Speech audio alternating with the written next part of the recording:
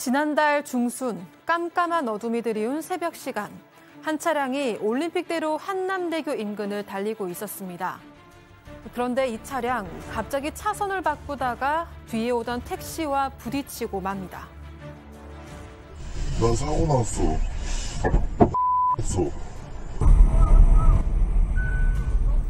남성은 사고 현장에서 어떠한 조치도 취하지 않고 달아났는데요. 이 남성, 왜 도주한 걸까요? 자, 교통사고 보시다시피 교통사고가 벌어졌습니다. 자, 이 기자, 조금만 더 이 상황 설명해 주시죠. 네, 지난해 12월 16일에 일어난 일인데요. 이 새벽 1시 45분에 서울 올림픽대로 한남대교 부근에서 사고가 발생했습니다. 당시 영상인데 자, 비틀거리던 차량이 꽝! 저렇게 차선 여러 개를 한 번에 넘다가 뒤에서 오던 택시와 부딪힌 상황입니다. 20대 차량 운전자가 밖에 나와서 계속해서 통화를 하는 모습인데요. 택시 기사는 다쳤습니다. 그런데 이 기사의 외침을 무시하고 그대로 도주를 했습니다. 아, 그러니까 야, 너 어디가 하는데도 그냥 듣고서 그냥 쭉 간 거예요, 양대 도사님. 그냥 갔는데요. 저는 이 상황이 정말 황당한 상황인 게, 지금 서울에서 올림픽대로 이쪽을 좀 아시는 분은 제 설명을 들으면 뭐 이런 일이 다 있어 싶을 것 같아요. 지금 위에 간판이 한남대교로 통하는 길이었습니다. 올림픽대로에서 빠져나가서 한남대교를 넘습니다. 그래서 빙 돌아서 다시 영동대교를 넘어서 한남대교를 넘어서 강변북로로 갔다가 다시 영동대교에서 다시 또 넘어서 다시 올림픽대로로 와요. 그러니까 사고 현장으로 돌아오게 됩니다.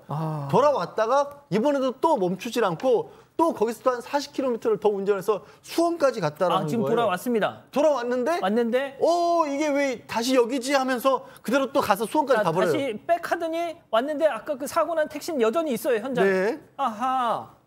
근데 저거를 좀 이따 보시겠지만 이상하게 생각을 해요. 저 뺑소니법이. 자, 운전자 보시다시피 사고 현장에 이렇게 한 바퀴 삥 돌아서 다시 돌아왔습니다. 그런데 또 달아났습니다. 세 번째 사건 체크포인트 짚어보죠. 뺑소니범의 자백입니다. 이게 무슨 얘기인지 당시 상황 직접 확인해 보시죠.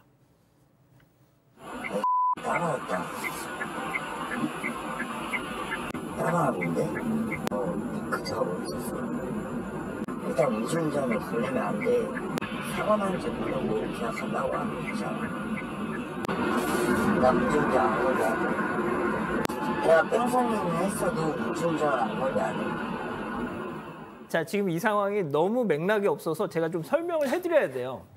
자, 지가 가서 이렇게 탁 박았습니다. 도망갔어요. 한 바퀴 이렇게 서울을 거의 한 삥 돌아가지고 그 사고 현장에 다시 왔습니다. 범인은 사고 현장을 다시 찾는 거죠. 자, 그런데 자기가 다시 돌아왔는데 제가 나 쫓아오는 것 같아. 이건 좀 약간 좀 공포스러워요. 거의 제가 봤을 때는 자기가 돌아왔습니다. 자기가 돌아왔는데 네. 그 뒤에서 쫓아오는 거로 또 생각하는 거죠. 그러니까 제가 보는 견지에서는 거의 필름이 끊긴 상태에서 그 한 바퀴를 이렇게 돌고 난 뒤에 바로 이 백미러를 보니까 뒤에 또 차가 있는 거예요. 그러니까 자기가 여기까지 쫓아왔구나 이렇게 생각을 하는 건데, 사실 이 20대 남성이 몰던 차는 자기 차가 아니고 렌터카 업체에서 빌린 차입니다. 그래서 이제 현장에서 도주를 했지만 그게 이제 이 CCTV 그 안에 이 블랙박스 있지 않습니까? 그걸 가지고 보면은 이 음주운전 정황이라든가 이게 지인하고 통화한 내용이 다 전부 다 녹음이 돼 있어요. 그러니까요. 네, 그래서 이제 뭐라고 했냐면 나 지금 저 음주운전했어. 그랬더니 상대방이 야 블랙박스 있지 않아? 이렇게 얘기를 하니까 나 음주운전 안 했어 라고 했다가 조금 있다가 나 또 음주운전했어 이렇게 얘기를 하는 걸 보니까 글쎄요, 손바닥으로 이제 하늘을 가리는 것인데, 원래 인간의 선함을 우리가 믿어야 되지만 성선설을 믿기 어려운 그런 사례들이 요즘 자주 발생하는 것 같습니다. 예. 소장님, 보셨다시피 다시 한번 말씀드릴게요. 본인이 치고 도망갔어요. 근데 다시 거기로 왔어요. 근데 사고 당시 자기가 추돌을 했던 택시는 현장에 계속 있어요. 그랬더니 제가 나 계속 쫓아와. 만약에 저 사람 주장대로 자기가 음주 상태가 아니고 진짜 맨정신에서 그런 말을 했다면 이 사람 좀 진짜 소장님의 좀 분석이 필요하지 않습니까? 진짜 왜 제정신 상태에서 저렇게 얘기를 했다면 헛것을 보는 사람인 거죠. 네, 도대체 술을 얼마큼 마셨길래 저렇게 빠른 속도로 가면서도 저 차가 나를 따라왔어라고 생각할 수 있는 건지 우리가 운전을 하다 보면 아무리 술을 마셔도 그렇게까지는 못할 것 같은데. 그리고 지금 이 사람들의 정신 상태도 문제인 게 어쨌든 자기가 사고를 냈으면 피해자가 있잖아요. 사고를 당한 택시 운전사가 있으면 저 사람을 어떻게 내가 좀 구해야겠다는 생각이 들어야 되고 택시 운전사가 거기서 굉장히 그 아픔을 호소했다고 해요. 그런데도 모른 척하고 도망가고 다시 한 바퀴 돌아가지고 딱 왔는데 그 택시가 있으면 지금 다시 한번 또 무서울 법한 채 다시 도주를 하고 이러니까 뭐 오로지 자기 생각만 했네요. 자, 일단은 음주운전을 뭐 일단 영상만 봐도 모든 분들이 마셨구만이라고 생각하시겠지만 본인은 부인하고 있습니다. 자, 20대 이 운전자, 사고를 낸 운전자가 렌터카를 반납했을 당시의 상황 어땠는지 듣고 가시죠. 처음 사무실에 들어왔을 때는 그냥 운행하다가 다른 차와 부딪혔다 뭐 이런 말까지 하신 거예요?